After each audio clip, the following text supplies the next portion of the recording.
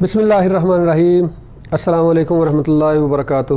ناظرین، ڈاکٹر ادریس، میں آپ کو لائف لاؤنج میں خوش آمدید کہتا ہوں۔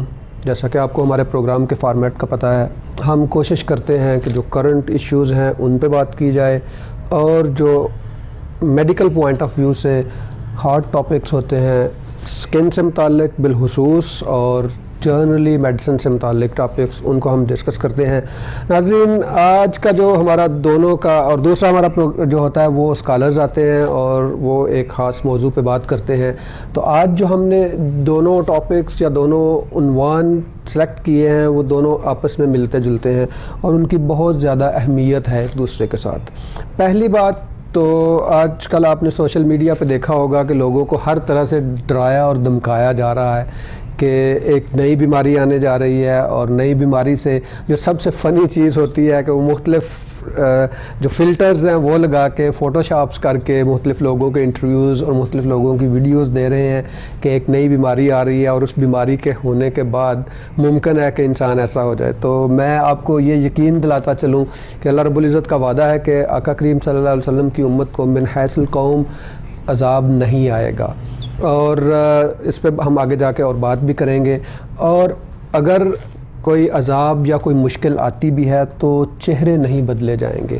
میری مراد منکی پاکس سے ہے۔ آج کل میڈیا میں اور سوشل میڈیا میں منکی پاکس کا بہت زیادہ اس کے بارے میں بات چیت ہو رہی ہے اور بہت زیادہ ہائپ بھی کریٹ کی ہوئی ہے۔ ایک اچھی بات ہے، لوگوں کو اویئرنیس مل رہی ہے اس کے بارے میں، اور اس اویئرنیس کا بینیفٹ اور فائدہ یہ ہوتا ہے کہ اگر خدا نخواستہ یہ پرابلم دنیا میں پھیلتی ہے، جس کے چانسز کافی حد تک موجود ہیں، تو ہمیں ان ایڈوانس پہلے سے اس کے بارے میں پتہ ہوگا کافی حد تک، اور ہم سرپرائز میں نہیں آئیں گے کہ یہ ماننے میں کہ کرونا ہے یا نہیں ہے 1.5 سے 2 سال اسی میں لگ جائیں۔ کچھ لوگ کہیں گے ہے، کچھ لوگ کہیں گے نہیں ہے، کچھ لوگ کہیں گے کہ بس کرونا ہی ہے، اور کچھ لوگ کہیں گے کہ کرونا تو ہے ہی نہیں۔ تو اس میں جو ہے کوئی بھی پرابلم ہو، کوئی بھی بیماری ہو، کوئی بھی مسئلہ ہو، اس میں جو سب سے امپارٹنٹ چیز ہوتی ہے وہ بیلنسڈ ویو ہوتا ہے۔ بیلنس کی امپارٹنس کتنی ہے، اس پہ ہم بات کریں گے، جس کو ہم اپنی زبان میں اردو میں اعتدال کہتے ہیں۔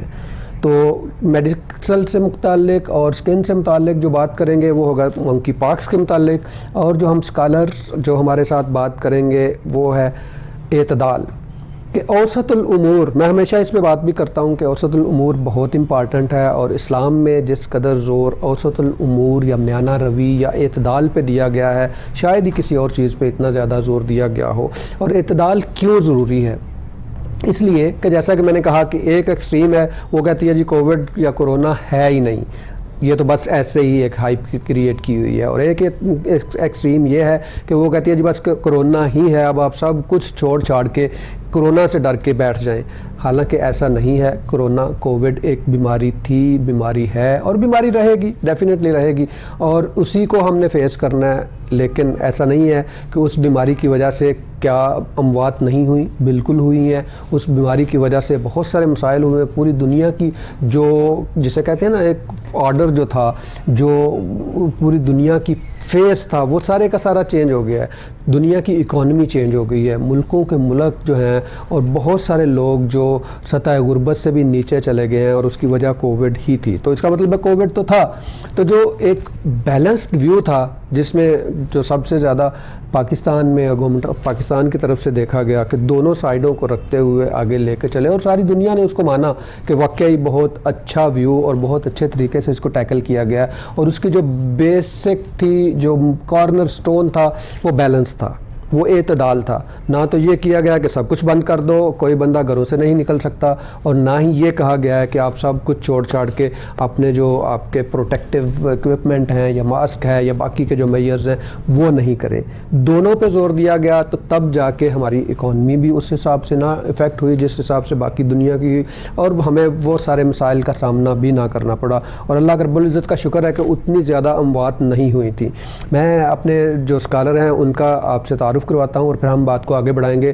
میرے آج کے اسکالر ہیں جناب مفتی محمد بہرام قادری صاحب۔ السلام علیکم ورحمۃ اللہ وبرکاتہ۔ وعلیکم السلام ورحمۃ اللہ وبرکاتہ۔ नाज़रीन, आप अपने लाउंज का हिस्सा बन सकते हैं। स्क्रीन पे आपको नंबर्स दिखाए जाएंगे, आप उन नंबर्स पे डायरेक्ट कॉल करके हमसे अपने क्वेश्चंस, अपने सजेशंस या अपने मशवरे भी दे सकते हैं। और व्हाट्सएप के लिए भी एक नंबर दिया जाएगा जिस पे आप कोशिश करें कि उस नंबर पे कॉल नहीं करें, आप व्हाट्सएप करें। आपके व्हाट्सएप के आंसर्स जो हैं वो उस नंबर पे उसी हिसाब से दिए जाएंगे।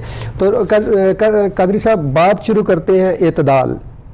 एतदाल असल में है क्या और इस्लाम में इसकी क्या अहमियत है, और अगर इस पे इतना ज़ोर, जैसा कि मैंने इंट्रो में कहा कि बहुत ज़्यादा ज़ोर दिया गया है, तो क्यों दिया गया है?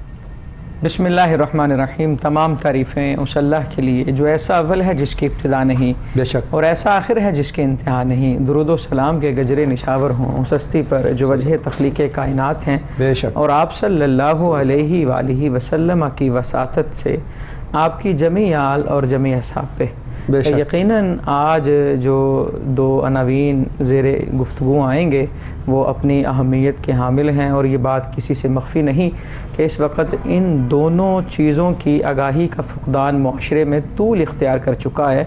और ये बातें तो बहुत आम हैं, और ये चीज़ तो वो है जिसकी हर फ़र्द को हर घर में बखूबी आगाही होनी चाहिए, लेकिन सिर्फ़ तसाहुल कह लें, काहली कह लें, सुस्ती कह लें कि जिसकी वजह से हम इसकी आगाही से बहुत दूर हैं। और यकीनन जैसा कि आज मौजू है एतदाल है, तो हमारा ये प्रोग्राम भी एतदाल पर ही मबनी रहेगा इंशाअल्लाह। बड़ा खूबसूरत आपने जो सवाल पूछा कि एतदाल है क्या जी। अगर तो इसका लफ्ज़ी माना देखें तो इफ़रात और तफरीत के ऐन वस्त वाली जो जगह है उसे एतदाल कहते हैं जी, कि ना बहुत कम हो ना बहुत ज़्यादा।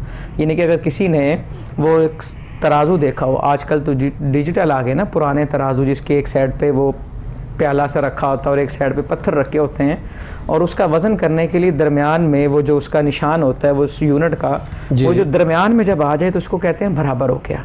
तो ये जो दो तरफा चीज़ बराबर हो जाती है इसे एतदाल कहते हैं। दीन के अंदर एतदाल को बहुत अहमियत हासिल है, बड़ा ज़ोर दिया गया। असल में ये मसला सिर्फ दीनी नहीं है जी, ये दीनी, दुनियावी, मुआशी, मुआशरती, सियासत के अंदर और समाज के अंदर अल-मुख्तसर ये कि हर शोबे और हर फ़र्द का मसला है।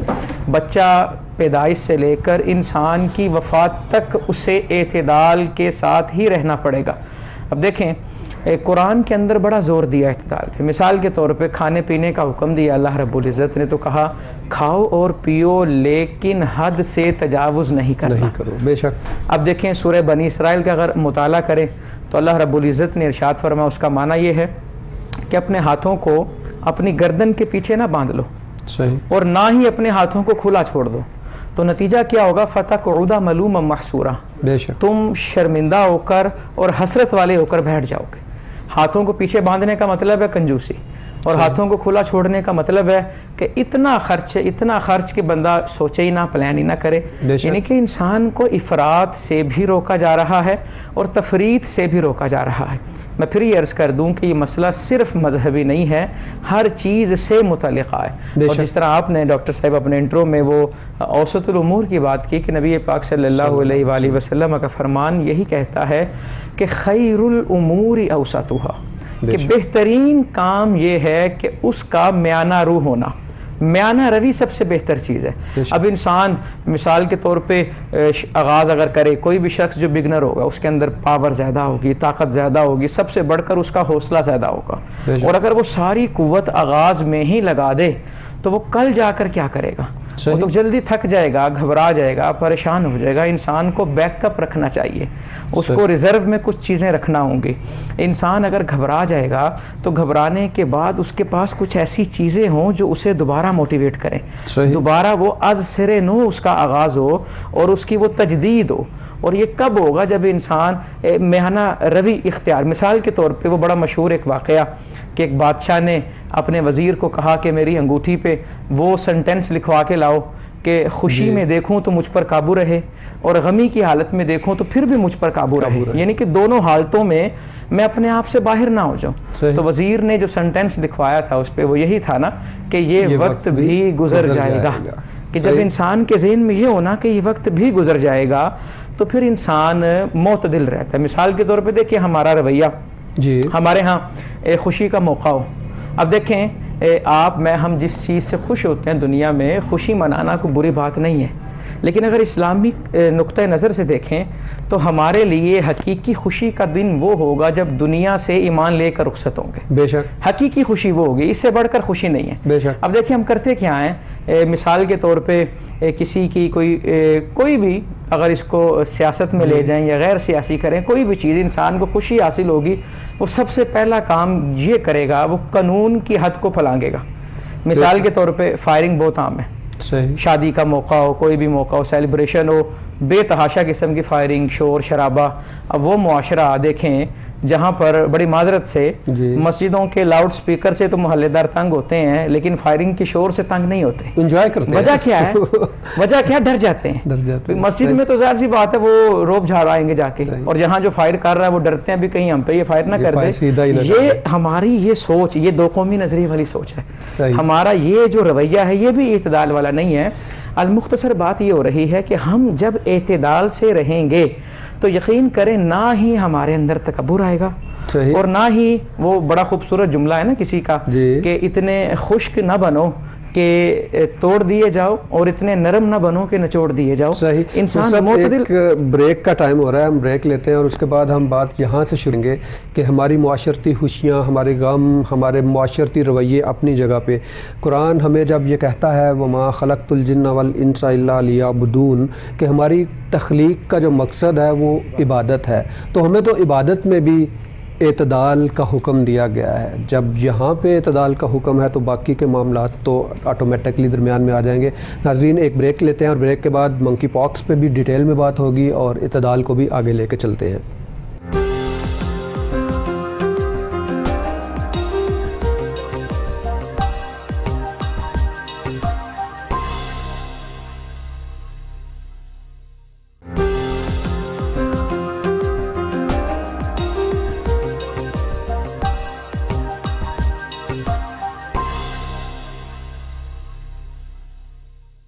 ویلکم بیک ناظرین۔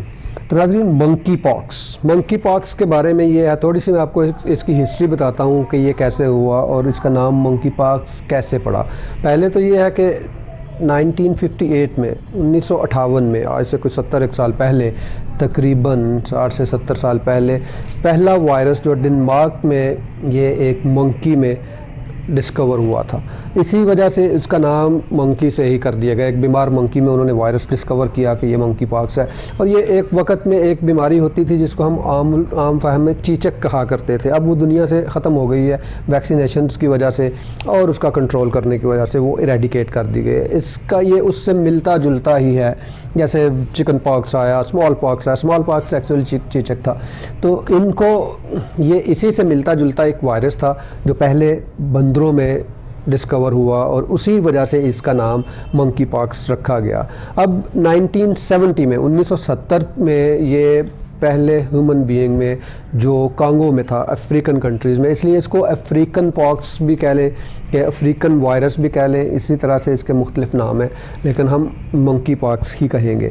اب جب 1970 میں آیا تو اس کے بعد پھر اس کی کچھ سمٹمز تھیں، پھر یہ اسپریڈ بھی ہوا کافی حد تک، اور ابھی اس وقت جو ہے انفارچونیٹلی دیکھا یہ گیا ہے کہ یہ یورپ کے کچھ کنٹریز میں اور آسٹریلیا سائڈ پہ ڈسکور پھر سے ہیومن بینگز میں آیا ہے، اور یہ آتا ہے جو شروع میں اس کا جو ٹرانسمیشن تھی وہ بندروں سے انسانوں میں گئی۔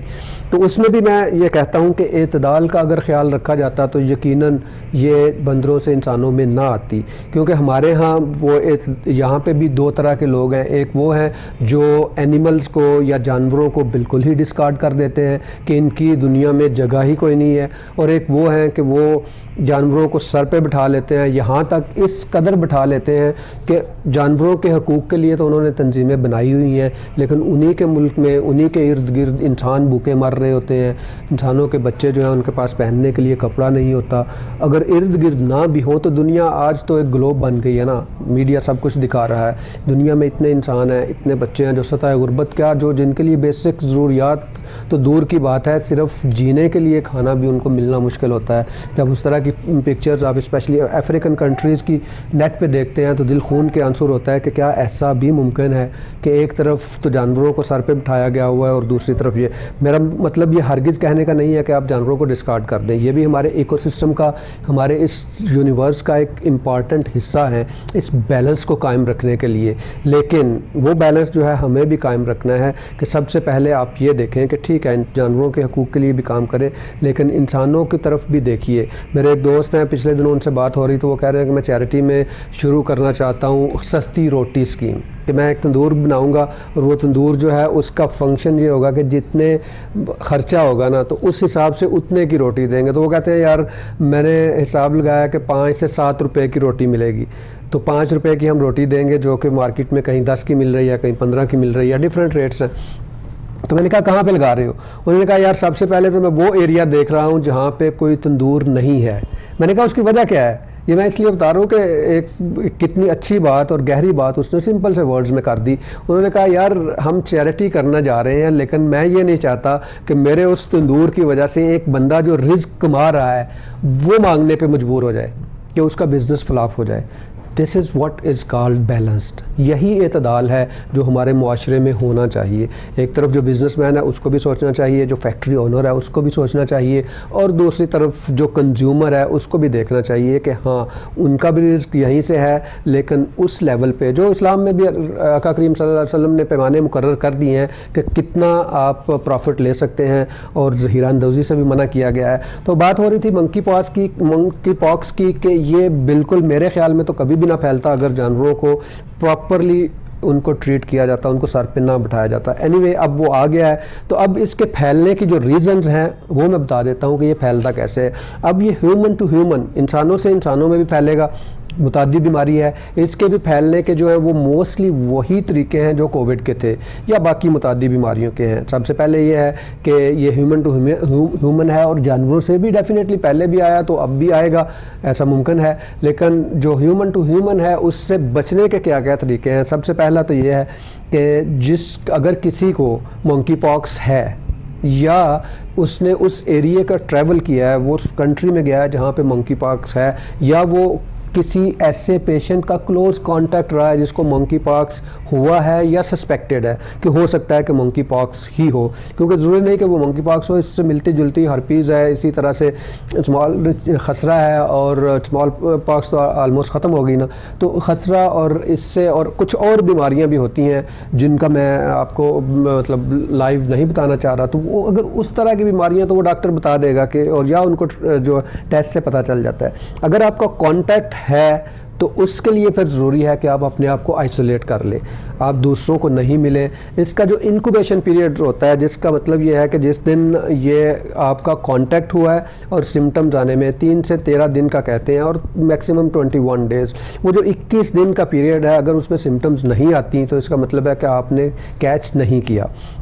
اب وہ 21 ڈیز اگر آپ اپنے آپ کو آئسولیٹ کر لیتے ہیں اور دوسروں کو نہیں ملتے تو اس کے 2 بینیفٹس ہوں گے. ایک تو یہ ہے کہ آپ اس کو سپریڈ نہیں کریں گے, اور دوسرا یہ ہے کہ ہم آگے جا کے میں بات کروں گا اس پہ کہ کوئی بھی وائرس, کوئی بھی بیماری جس کی امیونٹی یا قوت مدافعت کم ہوتی ہے اس پہ وہ اٹیک زیادہ کرتی ہے. تو یہ جو 21 ڈیز ہوں گے اس میں یہ بینیفٹ ہوگا کہ آپ کی امیونٹی کو ریوائیو کرنے کا چانس مل جاتا ہے, آپ کی امیونٹی بہتر ہو جاتی ہے, اور اگر چھوٹی موٹی تھوڑی بہت سمٹمز ہیں تو ان سے جان چھٹکارا حاصل کرنا آسان ہوتا ہے. اس کے بعد صفائی ہے, صفائی نصف ایمان بھی کہا گیا ہے. میں ہمیشہ کہتا ہوں کہ ابھی جب کووڈ تھا یا اگر تھوڑا اور آگے جاتا ہے یہ منکی پاکس تو آپ کو کہا جائے گا کہ اپنے ہاتھ بار بار دھوئیں.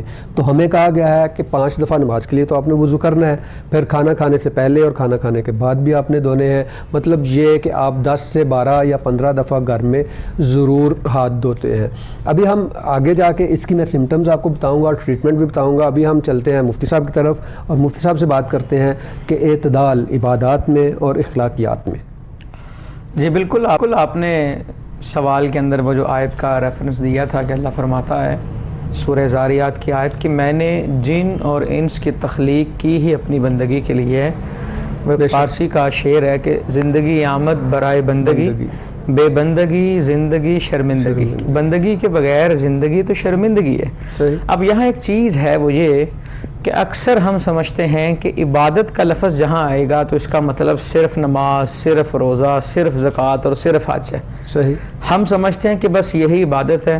المختصر یہ کہ ہمارے کئی لوگوں نے یہ سمجھنا شروع کر دیا ہے کہ عبادت کا تعلق بس مسجد کے اندر ہے، مسجد کے اندر گئے تو عبادت شروع ہو گئی، باہر آئے ہیں تو وہی معاملات ہے. حالانکہ بندہ مومن کا کسب معاش کرنا بھی عبادت ہے. بے شک. کرنسی کے اوپر لکھا ہوتا ہے حصول رزق حلال عین عبادت ہے، یہ عین عبادت ہے. حتیٰ کہ اگر کوئی بندہ سو رہا ہے تو اس کا سونا بھی عبادت ہو سکتا ہے اگر اس کا سونا اللہ کے حکم کے مطابق ہے. صحیح. اگر وہ سو اس لیے رہا ہے کہ رات کو سو کر میرے جسم کو تسکین حاصل ہوگی اور صبح کو نکلوں گا اپنے اہل و عیال کے لیے، ماں باپ کے لیے، بہن بھائیوں کے لیے محنت کروں گا اور انہیں میں سوال کرنے سے بچانے کے لیے حلال کی جستجو کروں گا، رزق کماؤں گا ان کے لیے، تو اس کا تو سونا بھی عبادت ہے. اب اگر کوئی آدمی یہ سمجھے، مثال کے طور پہ بہت سے لوگوں کو دیکھا ہے کہ وہ عبادت کے اندر جو بے اعتدالی کرتے ہیں وہ کیا ہے؟ نمبر ایک تو یہ فرض تو ہر آدمی پر ہے جی. اس کے بغیر چارہ ہی نہیں. اب معاملات آ جاتے ہیں نوافل کے. ایک شخص وہ نفل پڑھتا رہے اور اس کے بیوی بچے گھر والے بھوکے بیٹھے رہے تو وہ کیا سمجھتا ہے؟ وہ رب کو منا رہا ہے. وہ ہرگز ایسا نہیں کر رہا، وہ رب کو نہیں منا رہا، وہ بلکہ بے راروی اتنی کر رہا ہے کہ وہ رب کا مجرم ٹھہر رہا ہے اور وہ حقوق اللہ کے ساتھ ساتھ حقوق العباد کی پامالی کا بھی مرتکب ہو رہا ہے، کیونکہ اس نے جو کام کیا وہ غیر معتدل ہو کے کیا. مثال کے طور پہ سادہ سی مثال ہے، ایک ڈاکٹر کسی کو میڈیسن دے اور وہ کہے جی اس کی ڈوز آپ نے ہاف لینی ہے، اور وہ سمجھدار بنے، وہ کہتا ہے جی میں نے 4 دن آدھی دی گولی کھانی ہے تو میں ایک ٹائم میں 4 گولیاں کھا لیتا ہوں، میں جلدی ٹھیک ہو جاؤں گا. تو وہ ٹھیک ہونے کی بجائے خراب ہو جائے گا. بہت سارے لوگ ایسے کرتے ہیں. وہ ٹھیک ہونے کی بجائے جو سیلف میڈیکیشن ہمارے ہاں تو یہ جسمانی اور طبیعیات کے اندر تو ہے ہی ہے، یہ سیلف میڈیکیشن ہمارے ہاں شریعت کے اندر بھی بہت چل پڑی ہے، فقہی مسائل کے اندر چل پڑی ہے. ہر بندہ اپنے آپ کو سمجھتا ہے کہ مجھ سے بڑا عالم کوئی نہیں ہے اور وہی وہ جناب ہر مسئلے کا حل بھی خود بتائے گا. یہ بے راہ روی ہے، جو انڈیسینسی ہے، یہ وہ لوگ کرتے ہیں جو معتدل نہیں ہے. مثال کے طور پہ امام مالک رحمۃ اللہ تعالی علیہ سے 40 سوال پوچھے گئے، اتنا بڑا نام، اور آپ نے 36 سوالوں کے بارے میں کہا میں نہیں جانتا، صرف 4 کا جواب آتا ہے. اگر آپ سننا چاہتے ہیں تو سن لیں. کیا مطلب اس کا؟ کہ جو آدمی اس بات کا اقرار کرے نا کہ مجھے نہیں پتا، وہ عالم ہوتا ہے. صحیح. کیونکہ اپنی لا علمی کا اعتراف صرف ایک عالم ہی کر سکتا ہے، کوئی جاہل اپنی لا علمی کا اعتراف نہیں کرتا. تو ہم بتانے میں اور پوچھنے میں بھی معتدل نہیں ہوتے اور غیر معتدل ہوتے ہیں. اور بسا اوقات اچھا ایک چیز اور ہے، وہ یہ کہ جواب واضح ہوتا ہے، آتا بھی ہوتا ہے، لیکن اس سچویشن کی ڈیمانڈ یہ ہوتی ہے کہ یہاں کف لسان کیا جائے، خاموشی اختیار کی جائے. تو وہاں پر چپ رہنا اعتدال ہوتا ہے کہ سچویشن کی جو ڈیمانڈ ہے، موقع کی جو مناسبت ہے. دیکھیں نا کتنا خوبصورت واقعہ ہے کہ حدیبیہ کا موقع، اور صحابہ اکرام رضوان اللہ علیہم اجمعین پوچھنے لگے یا رسول اللہ صلی اللہ علیہ وسلم کیا ہم حق پر نہیں ہیں؟ آپ نے کہا ہم حق پر ہیں. کہا پھر حق پر ہیں تو واپس کیوں جائیں؟ آپ نے کہا اسی کے اندر رب کی حکمت ہے اور واپس جانے میں ہی بھلائی ہے. اب دیکھیں نا وہ جب واپس جا کر دوبارہ آئے تو اسے اللہ نے فتح مبین قرار دیا کہ وہ معتدل رہے. اب وہاں پر معتدل رہے، انہوں نے یہ نہیں سوچا کہ جی میں تو حق پر ہوں، میں کیوں پیچھے ہٹوں وغیرہ ذالک. اور ہمارے ہاں دیکھیں کیا ہوتا ہے، مثال کے طور پہ ایک شخص ناحق ہے، وہی سنبھلا نہیں جاتا اور حق پر ہونے کے باوجود کسی کو خاموش کرانا بڑا مشکل ہو جاتا ہے. تو ہم معتدل نہیں ہوتے، میانہ روی اختیار نہیں کرتے. دیکھیں اعتدال کی تعریف یہ کی تھی کہ افراط اور تفریط کا جو بالکل وسط ہے اسے اعتدال کہتے ہیں. قرآن الحمد سے لے کر والناس تک سارے کا سارا سراپا ہدایت ہے. اب قرآن کا جو وسط ہے اس لفظ کا ذرا مطالعہ کریں. قرآن کا اینڈ مڈ جہاں پہ ہو رہا ہے وَلْيَتَلَطَّفْ، جو لفظ آپ نے بھی پڑھا، کیا مطلب کہ نرمی، لطف. وہاں پہ لام طافا جو روٹ ورڈ ہے اس کا جو مادہ ہے وہاں پر بھی نرمی کے لفظ پر اس کا جو ہے وہ مڈ آ رہا ہے. اور جو وسط پہ چیز ہوتی ہے نا اس پر دائیں کا بھی مدار ہے، بائیں کا بھی مدار ہے. ساری چیزوں کا وہ جو مرکز ہوتا ہے نا، جہاں سے نقطے کا آغاز ہوتا ہے، مرکز ٹھیک ہے تو نقطہ پورا ہوگا. اگر مرکز ہٹ جائے تو نقطہ وہ گول دائرہ صحیح نہیں ہوگا. تو مرکز بھی جو دیا جا رہا ہے وہ بھی نرمی کا دیا جا رہا ہے. اور معتدل شخص جو ہے وہ نرم نہ ہو ایسا نہیں ہو سکتا. اب دیکھیں نا فرعون کے بارے یہ بات طے شدہ تھی کہ وہ ہدایت نہیں پائے گا، لیکن اس کے باوجود جب حضرت موسیٰ علیہ السلام اور حضرت ہارون علیہ السلام کو اس کی طرف بھیجا تو اللہ نے کہا قولا لہ قولا لینا، کہ جا کر گفتگو نرم کرنی ہے، ہو سکتا ہے کہ وہ نصیحت حاصل کرے۔ اب اللہ کو تو پتا تھا اس نے نصیحت نہیں پکڑنی، لیکن ہمارے لیے پیغام ہے کہ ہم جس سے بھی بات کریں تو نرم انداز میں، اس امید پر کہ ہو سکتا ہے وہ نصیحت پکڑ لے۔ اب ہم کرتے کیا ہیں جی، میں نرمی کیوں اختیار کروں، اس نے کیا ہی یہ ہے، اس نے کیا ہی ایسے، حالانکہ نرمی اسی سے برتی جائے گی جس نے سختی کا مظاہرہ کیا ہے۔ آقا صلی اللہ علیہ وآلہ وسلم نے فرمایا وَاعْفُ عَمَّنْ ظَلَمَكَ، جو تجھ پر ظلم کرے اسے درگزر کر۔ اب جو میرے ساتھ اچھائی کر رہا ہے، مجھ پر تو فرض ہے نا اس کا بدلہ اچھائی سے دوں۔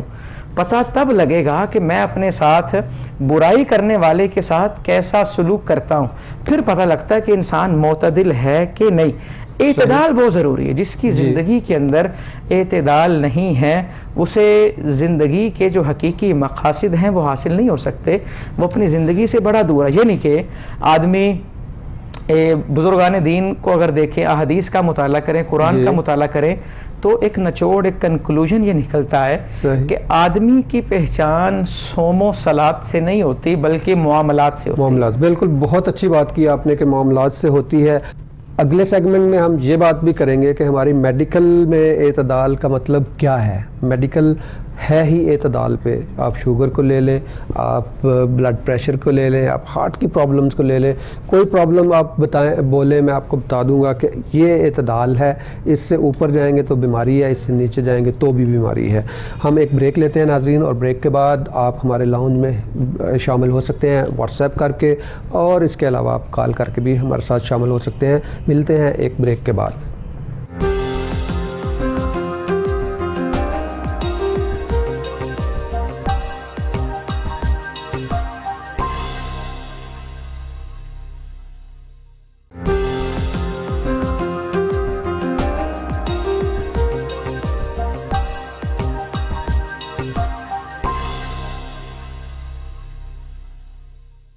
جی ویلکم بیک ناظرین۔ تو بات اعتدال پہ ہو رہی تھی، اور اعتدال میڈیسن میں کہاں پہ ہوتا ہے ناظرین؟ آپ جانتے ہیں کہ شوگر جو سب سے کامن اور ہر کسی کو پتہ ہے کہ شوگر ایک بیماری ہے۔ اب ہمارے خون میں شوگر کی مقدار ہر صورت میں ضروری ہے۔ اگر شوگر کی مقدار نہیں ہو تو زندگی کا تصور بھی ممکن نہیں رہتا، لیکن وہی جب ایک مقررہ میعاد سے اوپر، مقررہ نمبر سے جب اوپر جاتی ہے تو وہ بیماری اتنی پرابلم کر دیتی ہے کہ ہر مسئلہ جو ہے وہ آپ کہہ لیں کہ اس کی وجہ سے ہو سکتا ہے۔ میرے ڈاکٹر صاحب بار بار ہمیشہ مجھے پوچھتے ہیں، اور میں ان کو کہتا ہوں کہ شوگر ہی اس مسئلے کا پرابلم ہے، اور اسی کا حل اسی میں ہے کہ آپ شوگر کو کنٹرول کریں۔ مطلب یہ کہ آپ اپنا جو بلڈ گلوکوز لیول ہے اس کو اعتدال پہ لے کے آئیں۔ اگر آپ کا فاسٹنگ 126 سے اوپر چلا جاتا ہے تو آپ کو شوگر ہے، آپ بیمار ہیں۔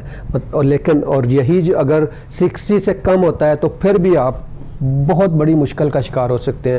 مطلب یہ کہ جو اعتدال کا نمبر ہے 60 سے لے کے 126 تک بہت امپارٹنٹ ہے۔ اسی طرح سے آپ بلڈ پریشر کو دیکھ لیں، آپ کا اوپر 120 ہے، نیچے والا 80 ہے، 120 اور 80 ہے۔ اگر یہ 100 سے نیچے جاتا ہے پھر بھی پرابلم ہے، اور 120 والا 140 سے اوپر جاتا ہے پھر بھی پرابلم ہے۔ آپ کولیسٹرول کو لے لیں، آپ یورک ایسڈ کو لے لیں، آپ کسی بھی پرابلم کو لے لیں، لیور کو لے لیں، جگر ہے، جگر کے انزائم ہمارے سامنے ہوتے ہیں، ایک لیول سے بڑھتے ہیں تو ہم کہتے ہیں جی اب بیماری شروع ہو گئی ہے۔ کوئی بھی پرابلم جو ہے، اللہ رب العزت نے یہ سارے کے سارے معاملات صرف ہمیں یہ سمجھانے کے لیے دیے ہیں کہ ہمیں کسی طرح سے یہ اختیار اور حق حاصل نہیں ہے کہ میں بہت غصے والا ہوں۔ میرے ایک دوست ہیں، وہ کہتے ہیں کہ وہ لوگ کہتے ہیں جی کہ وہ بہت کڑوا ہے، چونکہ سچا بندہ ہے تو وہ کڑوا ہی ہوگا، سچ کڑوا ہوتا ہے، اور ساتھ ہی وہ یہ کہتے ہیں کہ یہ اس دنیا کا سب سے بڑا جھوٹ ہوگا، کیونکہ آقا کریم صلی اللہ علیہ وسلم کی ذات سب سے سچی ذات، سب سے بڑا سچ بولنے والا آقا کریم صلی اللہ علیہ وسلم کی ذات ہے، اور ان سے زیادہ میٹھا کوئی ہے ہی کوئی نہیں۔ ان کا نام اتنا میٹھا ہے تو پھر ان کی جو پرسنالٹی ہے اس کا اندازہ کیسے لگا سکتے ہیں؟ اصل میں یہ ہم نے اپنے آپ کو خود سے ایک اپنے دل کو، جسے کہتے ہیں نا دل کے بہلانے کو غالب خیال اچھا ہے، یہ ہم نے کیا ہوا ہے کہ میں چونکہ کڑوا ہوں تو میں اس کو سچ پہ ڈال دیتا ہوں، میں چونکہ ایسا ہوں تو اس کو میں اس پہ ڈال دیتا ہوں، حالانکہ ایسا کچھ نہیں ہے۔ میں ہمیشہ یہ کہتا ہوں کہ نیکی کرنے سے بندے کا ہمیشہ اس کا جو پورے کا پوری پرسنالٹی ہے نا وہ چینج ہو جاتی ہے اور وہ بہتر ہوتی ہے، کیونکہ قرآن میں بھی یہی کہا جاتا ہے کہ نماز برائیوں سے روکتی ہے، بے حیائی سے روکتی ہے. تو اگر نیکی آپ کو برائی سے نہیں روک رہی یا آپ کے دل میں یہ خیال نہیں آ رہا کہ برائی ہے، تو اس کا مطلب یہ ہے کہ وہ شاید ریاکاری ہوگی یا کچھ اور موٹیو ہوگا اس کا، وہ نیکی خلوص کے حساب سے نہیں ہوگی. تو بات کر رہے تھے ہم جو مونکی پاکس ہے اس کے اوپر. تو مونکی پاکس کی جو علامات ہیں اس پہ بات کرتے ہیں، پھر اگلے سیگمنٹ میں اس کی ٹریٹمنٹ کے بارے میں بھی بات کریں گے. اس کی علامات میں سب سے پہلے بخار ہو سکتا ہے، جسم کا ٹوٹنا، مسلز میں درد، اور اسی طرح سے جو سکن ہے اس کے اوپر ہڈیوں میں درد، اور پھر سکن کے اوپر بڑے بڑے سے دانے نکل آتے ہیں جس کو آبلے کہتے ہیں. وہ اس طرح کے ہوں گے کہ روٹین میں آپ نے نہیں دیکھے ہوں گے. ہماری سکن پہ ریشز آتے ہیں عام طور پہ، روٹین میں آتے رہتے ہیں، بہت ساری پرابلمز ہوتی ہیں، لیکن اس کا ریش ایک ٹپیکل سا ریش ہوتا ہے، بڑا سا ریش بنتا ہے، پھر وہ پس سے اس کے اندر یلو کلر کا جو پیلے رنگ کا مادہ ہے وہ اکٹھا ہو جاتا ہے. اور اس کے ساتھ یہ ہوتا ہے کہ جو لمف نوڈز ہوتے ہیں وہ جگہ جگہ پہ، اسپیشلی جو ہمارے ایگزلاز ہیں یا بگلے ہیں، ان کے اندر وہ بڑی بڑی گلٹیاں بن جاتی ہیں. اور اس کے علاوہ باقی جو ہے وہ اوورال امیونٹی چونکہ کم ہو جاتی ہے، اس لیے لتھارجی ہے، ہر وقت تھکا رہنا، پھر سر میں درد ہونا، آنکھوں میں درد ہونا، ہڈیوں میں درد ہونا، کمر میں درد ہونا، یہ ساری اس کی علامات ہیں. اب اس میں آپ ایک بات جو میں کہنا چاہ رہا تھا، جو میں سب کو کہتا ہوں کہ کوشش کریں کہ دیکھیں اپنی سمٹمز کو. ہوتا کیا ہے کہ اگر سکن پہ چھوٹا سا آبلہ نکلا ہے تو وہ ڈائریکٹ سکن اسپیشلسٹ کے پاس چلے جاتے ہیں. نو ڈاؤٹ سکن اسپیشلسٹ کے پاس ڈائگنوسس بھی کرتے ہیں، علاج بھی کرتے ہیں، لیکن اس پرابلم جو ہے نا، اس کے لیے اگر آپ انفیکشنس ڈیزیز کا جو اسپیشلسٹ ہے اس کے پاس جائیں تو وہ زیادہ بہتر ہے. میں ہمیشہ یہ کہتا ہوں کہ اگر آپ کو بخار، جو دانے اگر نکلے ہیں ان کے ساتھ بخار ہے نا، تو پھر انٹرنل فزیشین کو پہلے دکھائیں اسکن اسپیشلسٹ کے پاس جانے سے پہلے. لیکن اگر آپ کو بخار نہیں ہے اور دوسرے مسائل نہیں ہیں اور دانے نکل رہے ہیں تو پھر آپ کوشش کریں کہ اسکن اسپیشلسٹ کو دکھائیں. ممکن ہے وہ اسکن کی ہی بیماری ہوگی. اب میں نے آپ کو اس کی سمٹمز بتائیں اور ساتھ یہ بھی بتا دیتا ہوں کہ یہ بیماری کن میں زیادہ ہونے کے چانسز ہو سکتے ہیں یا ڈینجرس کن میں ہو سکتی ہے، کیونکہ اس کی جو ڈاکومنٹڈ مورٹیلٹی ریٹ ہے، شرح اموات ہے، وہ 3 سے 10% ہے. مطلب یہ کہ 90 to 97% لوگ ٹھیک ہو جاتے ہیں. باقی جو 3 سے 10% جن میں یہ ڈینجرس ہو سکتی ہے، ان میں ایک تو یہ جو بہت بوڑھے ہیں، جو بزرگ لوگ ہیں ان میں، یا بہت چھوٹے بچے جو ہیں ان میں بھی پرابلم ہے. تیسرا یہ ہے پریگننٹ فیمیلز ہیں، جن میں جو پریگننسی میں ہوتی ہیں ان میں بھی، چونکہ اور ان سب کی جو ریزن ہے وہ ایک ہی ہے، وہ آگے جا کے میں بتاؤں گا. اور چوتھی جو چیز ہے وہ ہے جو جیسے کرونک بیماریاں، دائمی امراض، شوگر ہے، بلڈ پریشر ہے. اور پانچویں چیز جن میں امیونٹی کم ہوتی ہے. یہ سب میں ایکچولی امیونٹی کم ہے، اس وجہ سے یہ ہو جاتی ہے. اب اس کی ٹریٹمنٹ جو ہم اگلے سیگمنٹ میں ڈسکس کریں گے. ابھی چلتے ہیں جناب مفتی محمد بہرام قادری صاحب کی طرف اور ان سے پوچھتے ہیں کہ اعتدال، جیسا کہ آپ نے کہا ہمارے معاملات میں، ہمارے اخلاقیات میں بھی ہونا چاہیے. تجارت میں اعتدال کی اہمیت کیا ہے؟ تجارت کے اندر اعتدال کی اہمیت سے پہلے وہ ایک بات آپ نے کی تھی، تھوڑا سا اس کو آگے بڑھاؤں گا. کہ سچ اور کڑوا سچ والی. جی. اصل میں سچ کڑوا نہیں ہوتا، سچ بولنے کا انداز کڑوا ہوتا ہے، یا وہ وقت کڑوا ہو سکتا ہے، سچ کڑوا نہیں ہوتا. ہوتا یہ ہے، شاید اس بات پہ کئیوں کو ہنسی بھی آئے، ہمیں جہاں پر حکم دیا گیا نا کہ اس موقع پر اگر ہم جھوٹ بھی بول دیں گے تو چل جائے گا، وہاں ہم سمجھتے ہیں کہ سچ ہی بولنا ہے، وہی سچ بولنا. اور جہاں ہمیں حکم دیا ہے کہ جھوٹ نہیں بولنا، وہاں ہم جھوٹ بول کے اس کی ریزن بیان کر دیں گے کہ کوئی وجہ تھی تو میں نے یوں کہا ہے، اسے جھوٹ نہیں سمجھیں گے. اب مثال کے طور پہ 2 لوگ لڑے ہوئے ہیں، صلح کرانے کے لیے حکم ہے کہ اگر کوئی خلاف واقع بات کرنا پڑے تو کر دیں، وہ جھوٹ کے اندر نہیں آئے گا. لیکن ہم وہیں جا کے نا سچ بولنے کو اپنا وہ فرض سمجھیں گے. وہ شیخ سعدی رحمۃ اللہ تعالی علیہ نے وہ گلستان میں بڑی خوبصورت ایک آیت لکھی کہ ایک بادشاہ نے کسی کو سزائے موت دی نا، تو وہ بادشاہ کی اور اس غلام کی زبان میں فرق تھا، تو اس نے سزائے موت کا سن کر نا بادشاہ کو گالیاں دینا شروع کر دی. اچھا. تو بادشاہ نے پوچھا، وہ شیخ سعدی لکھتے ہیں، این چے می گویت، یہ کیا کہتا ہے؟ تو ایک وزیر نے نا قرآن کی آیت پڑھ دی کہ یہ کہتا ہے کہ اللہ فرماتا ہے والکاظمین الغیظ والعافین عن الناس، کہ جو لوگوں کو معاف کریں اور غصہ پی جائیں اللہ ان کو پسند کرتا ہے. تو بادشاہ کو بڑا اچھا لگا، اس نے کہا اسے معاف کر دیا جائے، سزا اس کی کینسل. تو ایک وزیر اور وہاں کھڑا تھا جسے سچ کا ہیضہ تھا، میں سچ کا ہیضہ کہوں گا اسے، وہ کہنے لگا جی وزیروں کو یہ زیب نہیں دیتا کہ بادشاہوں کے سامنے غلط بولیں. بادشاہ نے کہا کیا ہوا جی؟ وہ کہنے لگا حضور اس نے آپ کو گالیاں دی ہیں، یعنی کہ اس نے وہ گالی بادشاہ تک پہنچا دی کہ اس نے آپ کو یہ گالی دی ہے اور یہ وزیر یوں کہہ رہا ہے. تب بادشاہ نے جو کہا، جسے شیخ سعدی رحمۃ اللہ تعالی علیہ نے لکھا، بادشاہ نے کہا کہ وہ جھوٹ جس میں مصلحت ہو یہ اس سچ سے بہتر ہے جس کے اندر شر ہو، تو لہٰذا اس کے اندر بھی اعتدال ہونا چاہیے۔ کیا میں اپنے آپ سے پوچھوں کہ میں ہر موقع پہ سچ ہی بولتا ہوں؟ جب مجھے یہاں پر سچ بولنے کی نوبت آئی ہے کہ میرے سچ سے یہاں لڑائی پیدا ہو جائے گی، اگر نہیں کچھ بولنا تو خاموشی بہتر ہے۔ یعنی کہ میں یہاں پر پھر واضح کر دوں، نعوذ باللہ کچھ جھوٹ کی حمایت میں بات نہیں کر رہا، نہ یہ پروگرام اس بات میں ہے، صرف ایک اعتدال کو بیان کیا جا رہا ہے کہ نبی پاک صلی اللہ علیہ وآلہ وسلم کی جو تعلیمات ہیں نا وہ اعتدال کا حکم دیتے ہیں۔ مثال کے طور پہ آپ علیہ الصلوۃ والسلام ایک جگہ سے گزرے، ایک باغ کے پاس سے گزرے، تو وہاں کا ایک اونٹ دوڑتے دوڑتے آیا آپ کے پاس اور کان کے اندر آ کر نا بن بنانے لگا، کچھ کہنے لگا۔ آپ نے اچھا، اونٹ کا کہنا ایک الگ معاملہ ہے، لیکن اونٹ کی بات سن کر حضور کی آنکھوں میں آنسو آ جانا یہ ایک الگ معاملہ ہے، یہ رحمت ہے آپ کی۔ آپ نے کہا اس کے مالک کدھر ہے؟ تو وہ کہنے لگا جی مالک آیا جی میں ہوں۔ آپ نے کہا تم اونٹ سے کام زیادہ لیتے اور کھانا تھوڑا دیتے؟ یعنی کہ ڈیٹیل یہ تھی کہ یہ اونٹ تب کا تھا جب کا مالک جوان تھا اور مالک اس پہ خود وزن لاتا تھا، اب وزن اس کے بیٹے لاتے ہیں۔ تو آپ صلی اللہ علیہ وآلہ وسلم نے فرمایا سوچو کہ تمہارے اندر وزن رکھنے کی استطاعت نہیں رہی تو کیا اس کے اندر اٹھانے کی استطاعت ہے؟ سبحان اللہ۔ یعنی کہ اعتدال دیا جا رہا ہے۔ اور دیکھیں نا ہم کیا کرتے ہیں، بسا اوقات ایک چیز ہمارا اس کے ساتھ بڑا ساتھ ہوتا ہے، ہماری سواری کہہ لیں یا کوئی بھی چیز کہہ لیں، اب جب وہ ہمارے کام کی نہیں رہتی نا ہم اس کو لات مار دیتے ہیں، یہ بھی ہمارے غیر معتدل ہونے کا یہ تو مجھے لگتا ہے بریانیاں کھانے کی وجہ سے ہوگا، ہو سکتا ہے۔ دیکھیں نا زیادہ کھانے والا جو ہے وہ معتدل نہیں رہتا، اور زیادہ کھانے سے بیماریاں بھی آ جاتی ہیں تو وہ معتدل نہیں رہتا، اور زیادہ کھانے والا ہوتا ہے نا وہ پھر پرواہ نہیں کرتا کہ وہ کس کا کھا رہا ہے، تو یہ بھی ایک بڑی خطرناک بات ہے۔ الارم بجنا شروع ہو جاتے ہیں تو انسان اپنا کھائے، اللہ کے دیے ہوئے میں سے کھائے، اور وہ اس انداز میں کھائے کہ بس قوت مالا یموت، کہ غذا پوری ہو گئی ہے، اور ساتھ ساتھ وہ لوگوں کا حق نہ کھائے۔ اب دیکھیں نا کچھ لوگ اتنے بھوکے ہو جاتے ہیں وہ پرواہ نہیں کرتے، وہ ہر چیز ہضم کر جاتے ہیں، فلاں کا حقوق، فلاں کا حق، فلاں کا حق، وراثت کا حصہ کھا گئے، فلاں کا حصہ کھا گئے، اور پھر کہتے ہیں جی میں نے بھی تو اسے یہ دیا ہے، میں نے بھی تو یہ دیا ہے، پھر اس کا دفاع کر رہے ہوتے ہیں۔ تو ہمارے اخلاقیات کے اندر بھی اگر اعتدال نہیں ہوگا تو ہم صاحب اخلاق نہیں ہو سکتے۔ مثال کے طور پہ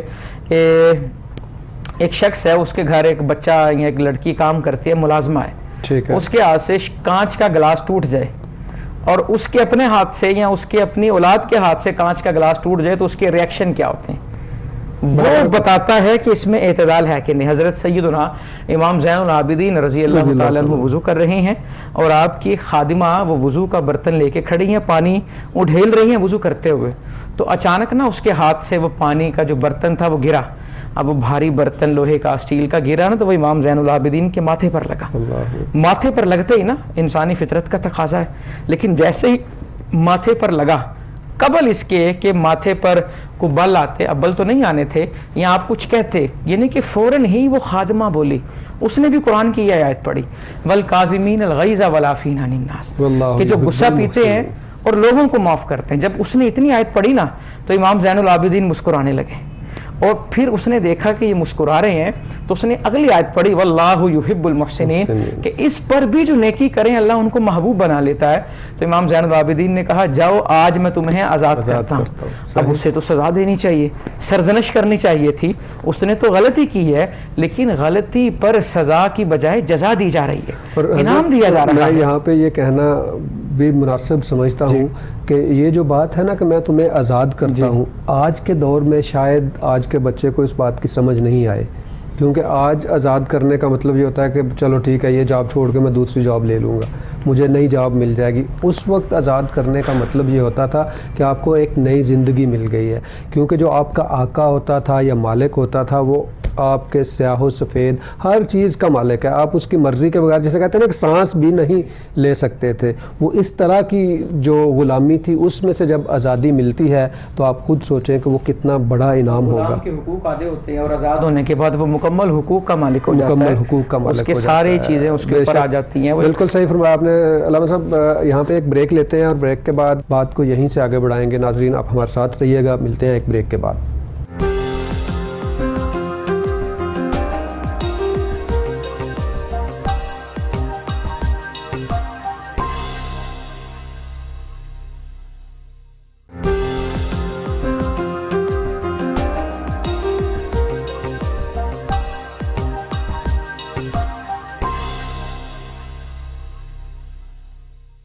جی ویلکم بیک ناظرین، آپ دیکھ رہے ہیں لائف لاؤنج اور ہم آپ کے ساتھ بیٹھ کے آپ ہی کی ضرورت کے مطابق ہم باتیں کر رہے ہیں اور بہت سارے ایسے مسائل ڈسکس کر رہے ہیں جو ڈائریکٹلی ہمارے روزمرہ کے معاملات اور ہمارے اصول و ضوابط طے کرنے کے لیے بڑے امپارٹنٹ ہوتے ہیں۔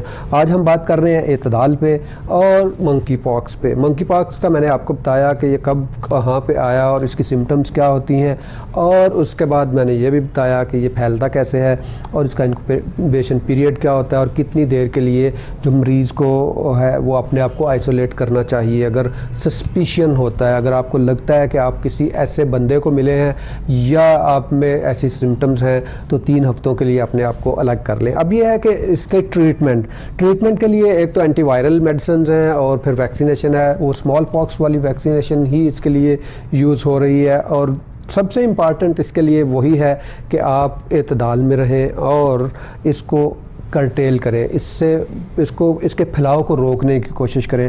اس کے لیے چند چیزیں جو میں آپ سے ڈسکس کرنا چاہتا ہوں، وہ باتوں میں کافی ساری ہو بھی گئی ہوں گی، کہ سب سے پہلی بات آپ نے یہ کرنی ہے کہ اگر آپ کو لگتا ہے کہ آپ کا کانٹیکٹ کسی ایسے مریض کے ساتھ ہوا ہے جس کو منکی پاکس ہو سکتا ہے یا آپ نے ٹریول کیا ہے اس جگہ پہ، تو وہاں پہ جو ہے نا آپ کو اپنے آپ کو آئسولیٹ کرنا ہے، نمبر 1۔ اور نمبر 2، اگر کسی مریض کو، اب جیسے ہم میڈیکل پروفیشنلز ہیں یا باقی کے لوگ ہیں، اگر مریض کو دیکھنا پڑتا ہے، ہلو ہمارے ساتھ کوئی کالر ہے، اگر آپ کو مریض کو دیکھنا پڑتا ہے تو اس سچویشن میں آپ نے یہ کرنا ہے کہ آپ نے اپنے جو پرسنل پروٹیکٹیو ایکوپمنٹ جس کو کہتے ہیں، پراپر میئرز کے ساتھ کوشش کریں کہ بہت قریب سے نہیں ملیں، ہاتھ نہیں ملائیں، گلے نہیں لگائیں، اور اگر ملتے بھی ہیں تو پھر اس کے بعد اپنے ہاتھ دھوئیں اور کوشش کریں کہ 1 میٹر کا ڈسٹینس جو ہے نا وہ مینٹین کریں۔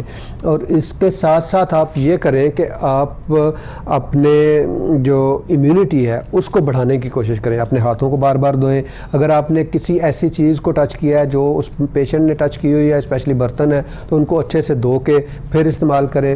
اور اس کے علاوہ اپنی امیونٹی کو بہتر کریں۔ امیونٹی کو بہتر کرنے کے لیے اپنی نیند پوری کریں، پانی کا استعمال زیادہ کریں، اس کے بعد اپنے ہاتھ بار بار دھوئیں۔ اس کے علاوہ جو فروٹس ہیں، سیزنل فروٹس اور ویجیٹیبلز ہیں، وہ آپ نے زیادہ استعمال کرنے ہیں۔ اور اس کے ساتھ ساتھ آپ نے کوشش یہ کرنی ہے کہ اگر کوئی بیماری ہے تو اس کو بھی کنٹرول کیا جائے۔ ہمارے ساتھ ایک کالر ہے، کال لیتے ہیں، دیکھتے ہیں کہ وہ کیا بات کرنا چاہ رہے ہیں۔ السلام علیکم ورحمۃ اللہ۔ جی السلام علیکم۔ السلام علیکم۔ وعلیکم السلام۔ جی کون بول رہی ہیں اور کہاں سے بول رہی ہیں؟ میں عبداللہ سے بات کر رہی ہوں، عائشہ۔ جی مس عائشہ، کیسی ہیں آپ؟ میں ٹھیک ہوں۔ جی بتائیے۔ میں کہہ رہی تھی کہ اسکن سے اگر کچھ دانے والا نکل آئے تو جی کیا سوال کرنا چاہیے؟ جی اسکن سے کیا مراد ہے آپ کا، چہرے پہ یا باقی کے جسم پہ؟ ہڈیوں میں بھی درد رہتا ہے نا، بہت زیادہ رہتا ہے درد۔ اچھا ٹھیک ہے، تو دانے کہاں پہ نکلتے ہیں آپ کو، چہرے پہ نکلتے ہیں یا باقی کے جسم پہ؟ چہرے پر تو وہ داغ رہ جاتے ہیں، ان کے پھر داغ رہ جاتے ہیں۔ ٹھیک ہے، تو آپ کی عمر کتنی، آپ کی عمر کتنی زیادہ ہے جو آپ کی ہڈیوں میں درد رہتا ہے؟ میری ہڈیوں میں تو بہت درد رہتا ہے، 18 سال میری ایج ہے۔ ہاں بچے، 18 سال کی عمر میں اگر آپ کی ہڈیوں میں درد رہتا ہے تو اس کا مطلب یہ ہے کہ یا تو آپ اپنی خوراک ٹھیک سے نہیں لے رہے جس میں کیلشیم نہیں ہے، جس میں وائٹامن ڈی نہیں ہے، اور یا پھر یہ ہے کہ آپ ایکسرسائز نہیں کرتے۔ اگر آپ ایکسرسائز نہیں کریں گے آپ تو پھر بھی آپ کی ہڈیوں میں درد رہے گا۔ اگر یہ سب نہیں ہے تو پھر آپ جو ہڈیوں کے ماہر ہیں ان کو دکھائیے، کیونکہ پھر کوئی بیماری ہو سکتی ہے۔ آپ اپنی خوراک کو بہتر کریں، اگر اس سے بھی نہیں فرق پڑتا اور آپ ایکسرسائز شروع کریں سلولی اس سے بھی بہتر نہیں ہوتا تو پھر آپ کو ڈاکٹر کو دکھانا ہوگا، جو بون کا اور ہڈیوں کے اسپیشلسٹ ہیں نا ان کو دکھائیے، وہ دیکھیں کہ کوئی بیماری تو نہیں ہے جس کی وجہ سے آپ کی ہڈیوں میں درد ہے۔ وائٹامن ڈی اور کیلشیم کی کمی جو ہے وہ بھی پرابلم کر سکتی ہے۔ اب آتے ہیں آپ کے چہرے کے دانوں کی طرف، تو بچے اس ایج میں ایکنی جو ہے نا، جو چہرے کے کیل مہاسے جن کو کہتے ہیں، یہ بہت کامن ہے۔ یہ 13 سال سے لے کے 22-23 سال کی عمر تک آتے ہیں. اس کے لیے سب سے بیسٹ تو یہی ہوتا ہے کہ آپ اپنے فیس کو ریگولرلی واش کریں. اگر آپ کا آئلی فیس ہے تو کچھ کلینزرز مل جاتے ہیں جو ایکنی کے لیے ہوتے ہیں, وہ استعمال کریں. اور اس کے علاوہ کلینڈامائسین ایک میڈیسن ہوتی ہے, اس کی کریم اور جیل آرام سے مل جاتا ہے, کسی بھی فارمیسی سے لے لیں اور وہ دن میں آپ 2 دفعہ لگائیں تو آپ کے دانے کافی حد تک بہتر ہو جائیں گے. اور اس کے ساتھ اپنی خوراک کو بہتر کریں. کوشش کریں کہ جنک اور فاسٹ فوڈ جو ہے, اس کے ساتھ ساتھ جو کاربونیٹڈ ڈرنکس ہیں یہ استعمال نہیں کریں. پانی زیادہ پئیں اور سیزنل فروٹس اور ویجیٹیبلز جو ہیں وہ زیادہ استعمال کریں تو آپ کی ایکنی بہتر ہو جائے گی. ایکنی اگر نکلتی ہے تو ان کے جو دانے ہیں وہ نشان اسی صورت میں چھوڑیں گے جب آپ ان کو پھوڑیں گے. تو کوشش کریں کہ ان کو پھوڑیں نہیں, ان کو خود سے ٹھیک ہونے دیں تو وہ نشان نہیں چھوڑیں گے. امید ہے آپ کو کویشچن کی آپ کو آنسر مل گیا ہوگا. ابھی ہم آتے ہیں مفتی صاحب کی طرف, اور مفتی صاحب سے میں نے پچھلے سیگمنٹ میں بھی بات کیا تھا, مفتی صاحب نے اس سے ذرا اس طرف دھیان نہیں فرمایا. میں دوبارہ سے کہوں گا کیونکہ ہمارا آج کا سب سے امپارٹنٹ ایشو ہی یہ ہے, اور آلموسٹ ہر دوسرا بندہ اس بات کا وکٹم بھی ہے کہ تجارت میں لین دین میں اعتدال کی کتنی اہمیت ہے. جی بالکل جی, بہت اہم ٹاپک ہے, اور پہلے سوال کیا تھا وہ ذہن کے اندر سے مس ہو گیا گفتگو چلتے چلتے. تجارت کے اندر اعتدال کے بغیر کوئی شخص دنیا کے لحاظ سے تو ہو سکتا ہے وہ اپنے آپ کو سمجھے کہ وہ کامیاب تاجر ہو گیا, کہ اس نے آج مال زیادہ کما لیا, لیکن حقیقت کے اندر وہ کامیاب تاجر نہیں ہے. نبی پاک صلی اللہ علیہ وآلہ وسلم نے بذات خود تجارت کی اور پوری امت کو بتایا کہ کامیاب تاجر کون ہوتا ہے, اعتدال کے ساتھ, میانہ روی کے ساتھ. کیا اعتدال اور میانہ روی تاجر کے لیے کیا ہے کہ اپنی چیز کے اندر وہ ایسی خوبیاں بیان نہ کرے جو اس میں نہیں ہے. صحیح. اور اپنی چیز کو بیچنے کے لیے وہ کسی کی چیز کے عیب کو بیان نہ کرے. دیکھیں نا, ہمارے ہاں مثال کے طور پہ اگر ایک دکان پہ کسٹمر آئے, وہ کہے جی فلاں تو اتنے کی دے رہا ہے, تو دکاندار کو کیا ضرورت ہے یہ کہنے کی جی اس کا مال 2 نمبر ہوگا, یا اس کے پاس چیز خراب ہے, کوالٹی اس کی لو ہے. وہ اپنا چیز بیچے, اپنا سامان بیچے, وہ کہ جی ہمارا یہ معاملہ ہے, ہمارے ساتھ آپ بارگیننگ کریں. وہ معتدل رہے. اب ہمارے ہاں تجارت کے اندر آدمی یہ کہتا ہے کہ میں جھوٹ نہیں بولتا نا تو لوگ خریدتے نہیں, یقین نہیں کرتے. کیسا ہی تو دیکھیں جی, لوگ یقین نہیں کرتے, رزق دینے والے لوگ نہیں ہیں, رزق دینے والا اللہ ہے. میں آپ کو اپنا بتاتا ہوں, میرے پاس پیشنٹس آتے ہیں تو میری کوشش یہی ہوتی ہے کہ جتنی بھی ہیلپ کی جا سکے کرتا ہوں میں. اور بعض اوقات آپ جس ہاسپٹل میں کام کر رہے ہوتے ہیں وہاں کی کچھ لمیٹیشنز ہوتی ہیں, جب آپ ان کو کراس نہیں کر سکتے تو مجھے اگر کوئی کہے نا کہ ڈاکٹر صاحب وہاں سے یہ کام اتنے میں ہو رہا ہے, تو میں کہتا ہوں کہ یہ تو بڑی اچھی بات ہے. اب تو میں بالکل بھی نہیں کرنے والا, آپ یقیناً ضرور وہیں پہ جائیں, وہاں سے کروائیں. بہت اچھا ہے, آپ کے پیسے بچ رہے ہیں, جہاں پہ بچتے ہیں بچنے چاہیے, ضرور جائیں. نہیں ڈاکٹر صاحب وہ ایسے ہے جی, وہ جیسے بھی ہے. اور پھر دوسری چیز جو میں ڈاکٹروں کو بھی کہتا ہوں, اور میں ہمیشہ یہ کہتا ہوں کہ ہمارے پاس جب پیشنٹس آتے ہیں نا مجھ صاحب, تو وہ کہتے ہیں جی کہ بعض اوقات ہم انسان ہیں, غلطی ہو جاتی ہے, مس ڈائگنوز ہو جاتا ہے, یا غلط ڈائگنوز ایون ہو جاتی ہے. تو مجھے کہتے ہیں جی اس نے ایسے کیوں کہا, آپ یہ کہہ رہے ہیں. میں کہتا ہوں یار اس وقت کی اسیسمنٹ ممکن ہے یہی ہو, اور 100% صحیح ہوگی, کیونکہ کوئی بھی بندہ غلط بیانی کیوں کرے گا اور آپ کی صحت کے ساتھ کیوں کھیلے گا. مجھے کیا ضرورت پڑی ہوئی ہے کہ میں دوسرے کے بارے میں ایسے کرتا رہوں. اب مجھے یہ بتائیے کہ ذخیرہ اندوزی کے بارے میں کیا. ذخیرہ اندوزی کے حوالے سے ایک بات, پرانی بات پہ ایڈ کر دوں جی, کہ بندہ آپ کو جو کہہ رہا ہے, ڈاکٹر کو یا کسی کو بھی کہہ رہا ہے کہ فلاں نے یہ کہا تھا, ہو سکتا ہے اس نے اسے صحیح بیان ہی نہ کیا ہو. ہاں جی, وہ سارا بلیم اس پر ڈال رہا ہے. صحیح. تو بہتر یہ ہے کہ کسی پر مدعا ڈالنے کی بجائے انسان یہ اعتراف کرے, ہاں مجھ سے یہ خطا ہوئی ہے, یا میں صحیح مثال بڑی سادہ سی بات ہے, میں کسی کو کچھ کہوں, اس نے اگر سنا نہیں نا تو میں کہتا ہوں جی آپ کو میری بات سمجھ نہیں آ رہی. حالانکہ میں یہ بھی کہہ سکتا ہوں شاید میں آپ کو صحیح سمجھا نہیں پایا. تو ہمیں تھوڑا سا انداز بدلنا ہوگا. اور ذخیرہ اندوزی کے حوالے سے بھی ایک ہوتا ہے سٹاک رکھنا ہو رہا ہے, اور ذخیرہ اندوزی کرنا ہو رہا ہے. ذخیرہ اندوزی کا مطلب ہے مال ہے اور چھپا لیا. اور چھپا اس لیے لیا کہ جب ریٹ بڑھے گا, مثال کے طور پہ پتہ ہے سب کو کہ صبح اس چیز کا ریٹ بڑھ جانا ہے, تو شام کو ہی سپلائی روک دی جائے گی کہ صبح جب ریٹ بڑھے گا تو ہمیں بیٹھے بیٹھے لاکھوں کروڑوں کا نفع ہو جائے گا اور ہم یہ چیز بیچیں گے. تو ان پر اللہ کی لعنت کی گئی ہے. تو جس پر اللہ کی لعنت ہو وہ کامیاب کیسے ہو سکتا ہے؟